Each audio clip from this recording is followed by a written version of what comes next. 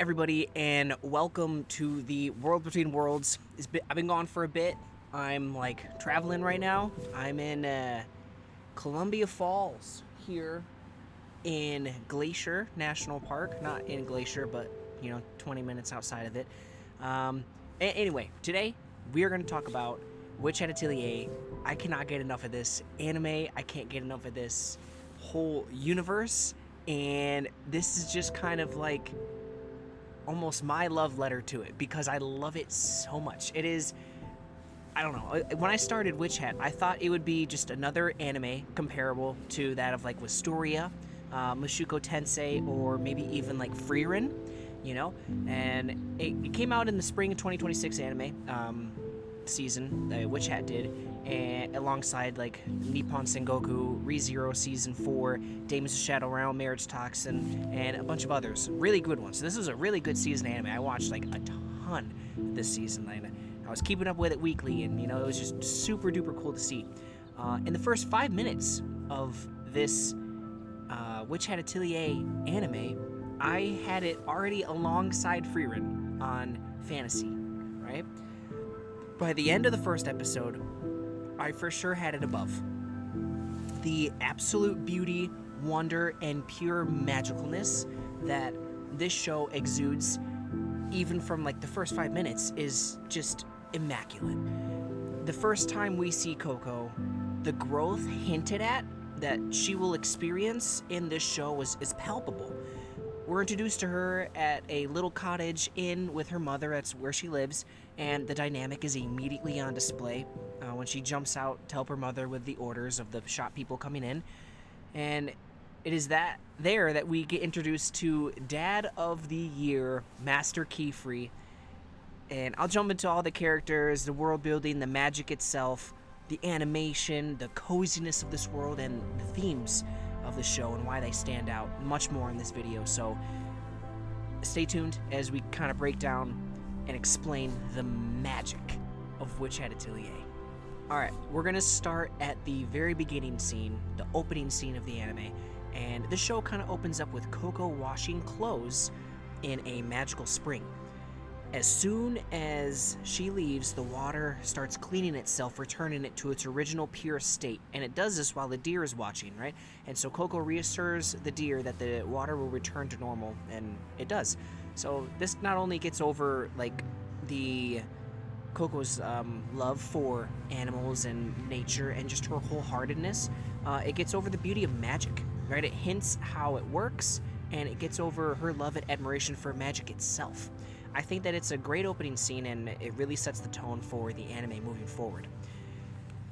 After Master Keyfree is introduced, he asks Coco why she loves magic so much, and that is when Coco tells a story from her childhood of when she met a masked witch who gave her a book and a wand, and seeing the stones glow on Coco's way home and then slowly start fading.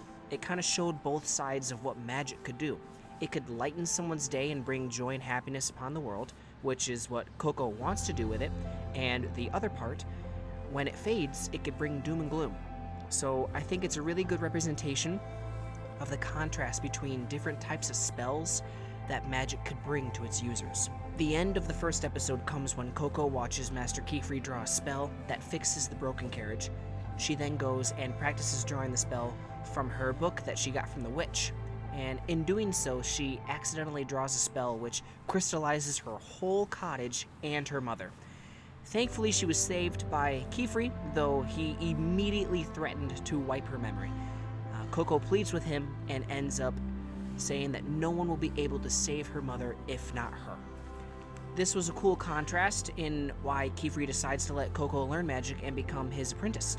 Not only is Coco super passionate about magic and I'm sure is tugging on his heartstrings, but he also knows that this might be his only lead on the brimmed caps. It's not yet revealed why Keyfree is after the brimmed caps, but in the first episode, the bad guys are established, Coco's end goal is revealed, so Coco will learn magic with the goal of one day undoing the spell that she did herself that crystallized her mother. So already in the first episode, so much world building, so much story plots have been planted to hook the viewer and to hook me that it already cemented itself alongside Freerun in terms of fantasy world building and storytelling. Alright, next step, we're going to kind of go over the magic system here. On paper, just drawing circles and different sigils seems kind of like a boring way to get over the effectiveness of magic, but this show does such a good job of diversifying the ways that magic can be performed that it keeps its viewers continuously locked in. It keeps their viewers on its toes, and its creativity is just unworldly, otherworldly. The new and organic ways that magic can be produced is awesome. It could be produced by stepping on a stone and completing a seal. It could be drawing on the back of a doorknob so that when you place it on a building, a magical door appears. It could even be written on shoes to make you fly. The way that this world shows us the many different ways that magic can be used, and we haven't even seen dark magic yet, which is the crazy thing here. The different types of magic and the way it can be utilized are very inventive and very new, and it never fails to amaze me when new ways of magic get introduced. Next, we're going to kind of go over the characters and kind of dissect like their deep dives, you know? So in the next episode, we get an introduction to the other witches that Coco will be studying with, Agathe, Tetia, and Riche. The four girls together complement each other beautifully. Tetia is a pink-haired, flamboyant girl who is very positive most of the time and is super happy to have Coco around. Riche is the quiet, blue-haired, secluded girl who is often very soft-spoken, yet has strong opinions on how magic should be performed, which we'll touch on later. Agathe is the purple-haired girl who has the family lineage to live up to. She's hardworking, determined to live up to her family name, and make those around her proud. I think this would be a good point to kind of dive into each of their dynamics, right? So we see that when the girls are faced with being teleported into a different realm and fighting a dragon, that they have to be forced to work together in order to overcome this foe. They know that they can't take the dragon on in a head-on fight, so they have to work together and use their wits to figure out some other way to defeat the dragon. I think this whole episode really encompasses all of their strengths. Tetia creates a little cloud, like a safe haven, that she and Coco can kind of talk and relax in.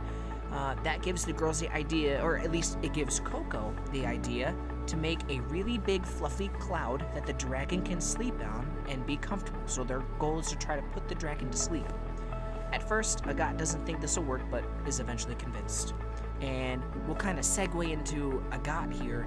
This goes with Agathe's whole character arc of her looking down on Coco because she's an outsider and thinking outsiders have no right to touch magic.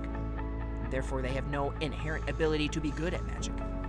It takes a lot for Agathe to get over this type of thinking, as she is still thinking this later on in the series as well, but this is a great first step in Agathe opening up her mind and letting Coco influence some new ideas. The girls work seamlessly, and eventually they put the dragon to sleep with their cloud magic. It also is in this episode that Coco watches, observes, and learns that the girls practice drawing the spell, or drawing the circle, before they actually draw it. That is to say, like, they move their hand around their paper just to get a feel of what a good circle would look like, and then they put their pen on and draw it. I think it's a really cool way of showing that there are different techniques used to draw magic, even when there's only one way to produce it. This immediately gives depth and complexity to the magic system at hand. The third episode of this show sees Agathe push Coco into a test that she might otherwise not have been ready for. This served two purposes: to test Coco to see if she was ready to become an apprentice, and it also serves as Agathe's way of testing Coco to see if she was really worth keeping around, to see if she could pull her own weight. If Coco failed, then Agathe would have been proven right, that outsiders are not welcome in the witch community. However, because Coco succeeded, Agathe's mind was open to the idea that Coco maybe can hang and that outsiders are capable of performing magic. Later on in the series, we focus on Riche, as we get a little bit of a backstory behind her coming up as a witch. We see that she was pushed to perform spells that were correct, and that doesn't please Riche at all.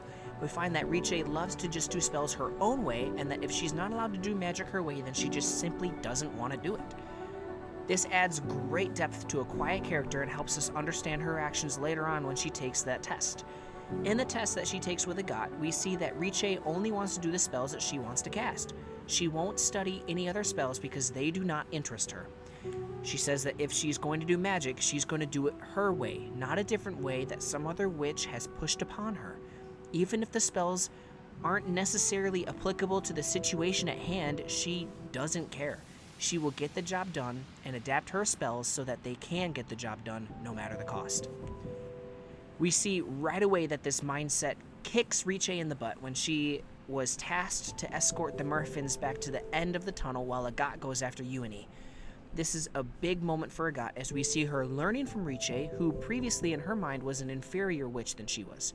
Seeing Agat's character develop in a positive way is so nice to see, and it gives me high hopes for the character arc moving forward in the next season.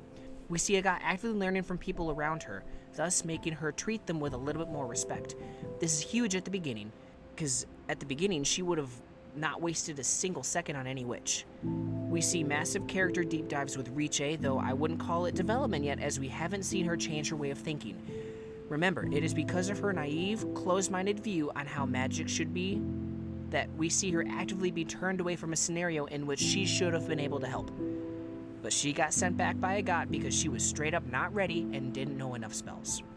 I think that when we were first introduced to these characters, Agat was the strongest of the students, and it was a toss-up between Tetia and Riche, but by the end of the first season, Riche was clearly in that second spot. Not only because Kefri chose Riche to take that test, but also her quick thinking and adaptiveness in intense situations displayed on that test. As for Tetia, I'm really looking forward to getting to know her more in the second season or whenever they decide to give her more of a backstory.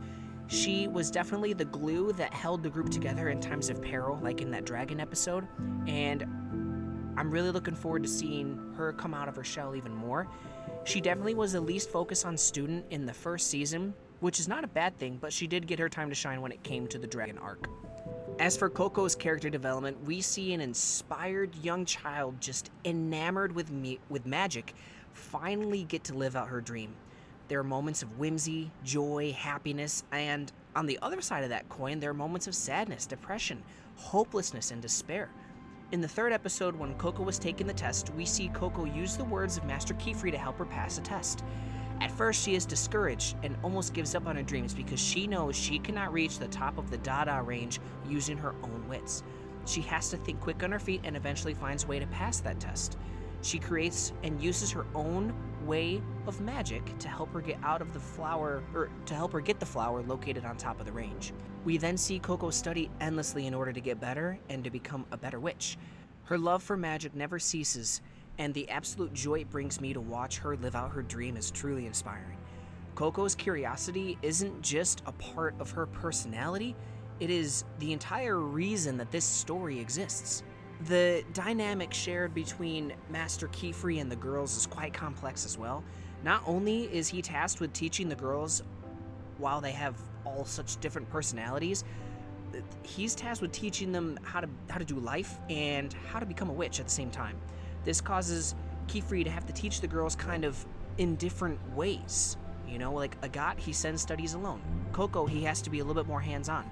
He is the girl's protector, teacher, and role model. He does have help from Olrugio, although he predominantly stays in the side in this show. We know that Kefri and Olrugio have an interesting dynamic as they are both caretakers for the Atelier, and in turn, they help take care of the girls together. I can tell Kefri gets so much joy from watching his students prosper and learn the way of magic. He just seems like a happy dad most of the time. But there is definitely a dark side to Kefri.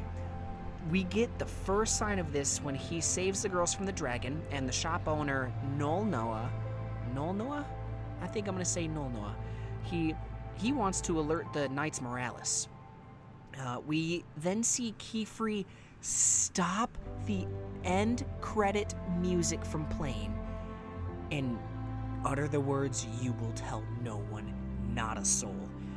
This scene was one of my favorite scenes, if not my favorite, from the anime. It's definitely top 2 scenes of the whole show. Very rarely do we see characters display this much night and day levels of complexity. Not only did we, up until this point, did Master Keyfree seem like a chill guy and a loving dude who was just taking care of his students and teaching them magic, but now we're introduced to someone who has layers and hides so many dark secrets. We get to see him cut off the ending song, which I haven't seen years in anime. I can't remember the last time I've seen this, honestly.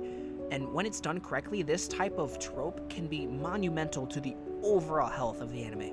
And this scene right here alone, cemented itself above Frieren for me. I know I keep comparing it to Frieren, but that's like the only other huge, really great hit, legendary fantasy world type of anime, at least out there to me. We see Keyfree do the same thing later when he erases the shop owner Nolnoa's memory after he starts asking too many questions.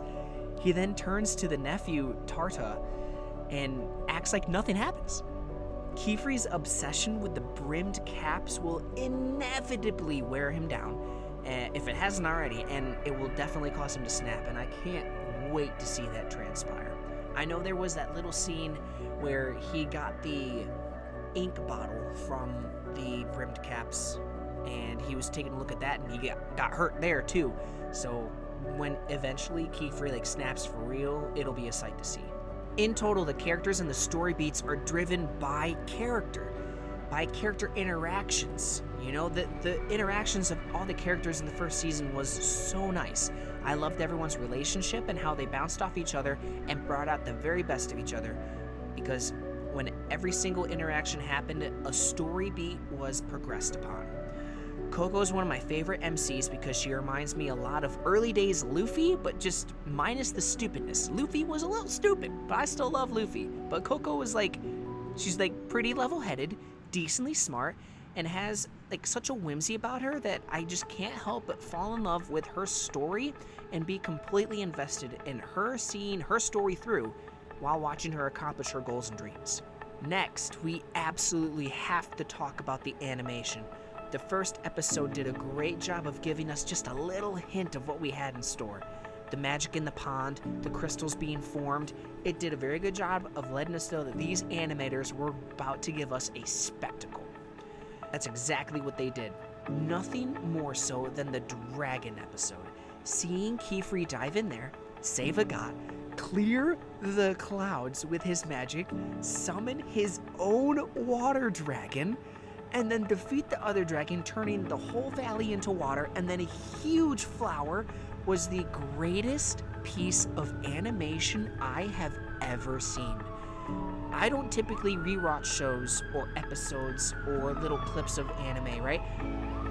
I don't watch scenes back. I watched this scene more than 15 times because of how perfect it looked. If you haven't seen this anime, I implore you to watch this one episode. If not the whole episode, just watch this one scene, because it is without a doubt the most crisp, clean, and astonishing piece of animation I've ever seen. And to think that it's coming from an anime not centered around fighting is crazy as well. The best fight scene I've ever seen was Gyotaro versus Tanjiro and Tengen in Demon Slayer, right? I don't think that scene will ever be topped in terms of fighting and animation and fighting. Sukuna and Maharaga, of course, was close, but Demon Slayer has the award when it comes to best fight scene. But best animation, this 100% takes the cake. Witch Hat Atelier has the best animation I have ever seen in any anime, period. I think even in the next episode when Keyfree was teaching Coco how to use the water dial for water magic, and a little water sprinkled up and it covered his face, the whole sequence was beautiful. The water in the air with his face in the background, with the open window, with the sun and the breeze flowing in, it has no right to be this beautiful. I'm getting chills thinking about how awesome that scene is. The dragon scene, this whole show was animated so beautifully. The animators of this project really outdid themselves, because there is not a poorly animated scene in this project. It got over the magic being used, and it got over the powerfulness and magnitude of certain scenes, and it overall made the whole anime feel cozy when it needed to feel cozy and feel powerful when it needed to feel powerful. Without the animation being this good, I could see this being considered a boring, slow-paced anime in some scenes and some episodes as they're slower, but because the animation is so good, because the storytelling is top tier, and because the characters are so easily to get invested in, nothing about this anime felt slow. A show about young witches learning to do magic in a little atelier on a countryside should, in all accounts, be considered a slow anime, but it is not, and the animation has a great deal to play in that. Some anime animate fights. Witch Hat animates wonder. Next, let's kind of go over the pacing of it and why it feels cozy. The pace is relaxing, not boring, relaxing. It reminds me of reading a fantasy novel as a kid, and I just kind of like being there, taking in the environment, taking in the situation that they're in, and just relaxing in this fantasy world. The music, the soundtrack, the food, the conversations it all had contributes to this cozy feeling. Of course it helped, like that they lived in a little mountain hut where they're just sitting there learning magic. Of course that's gonna feel calm, relaxing, and while it does have aspects that are really high pace and action heavy, and the scenes that are slow and steady build character and they have deep conversations, and those are like some of my favorite scenes in this whole show. The themes explored in the show were bountiful as well. We get curiosity being explored with Coco as she learns how to navigate a world full of magic and how to balance her curiosity versus her love for it versus the chances of her biting off more than she could chew. We get to see creativity with Riche when it comes to how she uses her magic in adaptive ways. She might not know every spell in the book, but she could adapt her spells so that in order to combat certain situations, she could be prepared. We see this responsibility with Kiefer when it comes to his role as a parent figure and his teaching role as well. He not only has to guide them when it comes to overall life choices, but he has to teach them magic at the same time. We get the dynamic of how power could be used when we get introduced to Cesseron. Yeah, he's one of the brimmed caps. When he starts talking about the philosophy of dark magic to the three test takers. The whole show stems from the consequences of actions. It shows Coco's curiosity leading to inadequate uses of magic because she lacked the knowledge in order to use magic responsibly, and that caused a mentorship to be formed between her and Master, where she could gain the knowledge needed not only to grow up in a wizarding world, but to eventually grasp the knowledge needed in order to undo the magic placed upon her by Coco herself. The soundtrack, pacing, Coco's growth, the mentorship, the student relationships between masters and apprentices, the world building, the magic system, the themes of curiosity, again, all reasons as to why this is one of my favorite anime of all time.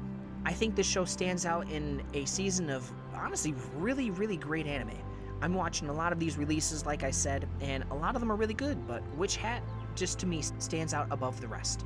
Many shows try to hook their viewers through giant fights, power scaling, shocking deaths, and whatever it might be.